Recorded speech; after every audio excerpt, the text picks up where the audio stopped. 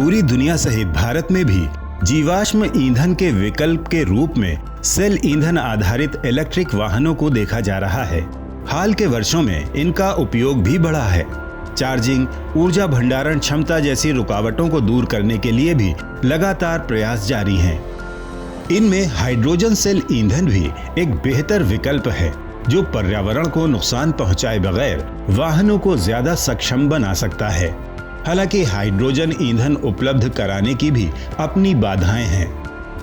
पुणे स्थित MACS आघारकर अनुसंधान संस्थान ने इन्हीं बाधाओं को पहचानकर कृषि कचरे से हाइड्रोजन उत्पादन का समाधान तलाश किया है।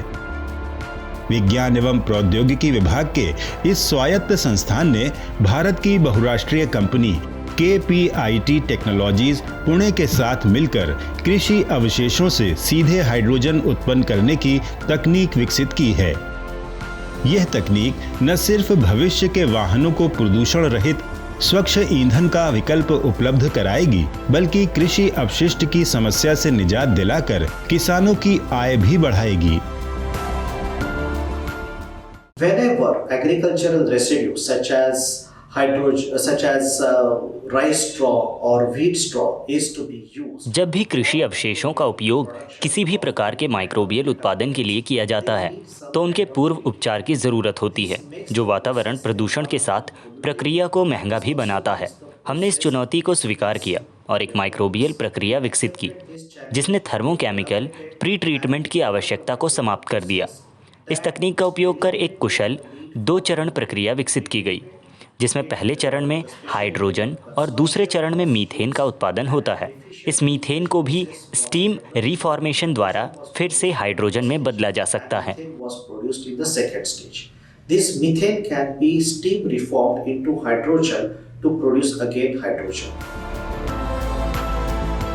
इस तकनीक में धान, गेहूं या मक्का जैसी फसलों के सेलुलोज और हेमी सेलुलोज सामग्री से भरपूर कृषि अवशेषों द्वारा माइक्रोबियल कल्चर प्रक्रिया का इस्तेमाल कर सीधे हाइड्रोजन उत्पन्न की जाती है।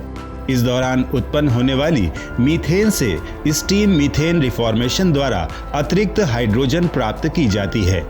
ये तकनीक हाइड्रोजन उत्पादन की मौजूदा पारंपरिक एनारोबिक डाइजेशन प्रक्रियाओं की तुलना में 25% ज्यादा कुशल है। यह कंट्रोल पैनल है, जिसके द्वारा तापमान, pH जैसे मापदंडों को नियंत्रित किया जाता है। और ये वो बर्तन है जहां हाइड्रोजन के उत्पादन के लिए विशेषज्ञ माइक्रोबियल कल्चर और कृषि अवशेषों का उपयोग किया जाता है।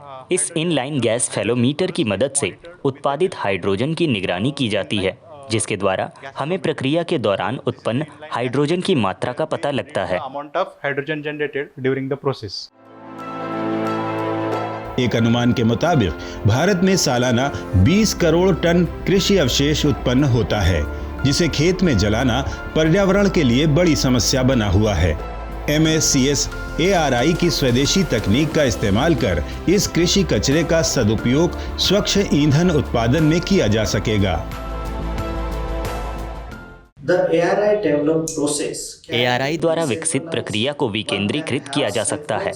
पूरे देश में ऐसी कई उत्पादन इकाइयां लगाई जा सकती हैं, क्योंकि कृषि अवशेष देश के सभी भागों में उपलब्ध है। इस तरह आप हाइड्रोजन का उत्पादन कर सकते हैं और उस हाइड्रोजन का उपयोग वाहनों के ईंधन के रूप में किया जा सकता है। जब हाइड्रोजन परिवहन से जुड़ी लागत खत्म या कम हो जाएगी, तो यह एक किफायती ईंधन बन जाएगा। हाइड्रोजन का परिवहन एक महंगा कार्य है। इस नवीन तकनीक से पूरे देश में कृषि क्षेत्रों के पास हाइड्रोजन उत्पादन प्लांट लगाए जा सकते हैं, जिससे हाइड्रोजन ईंधन लागत प्रभावी हो जाएगा।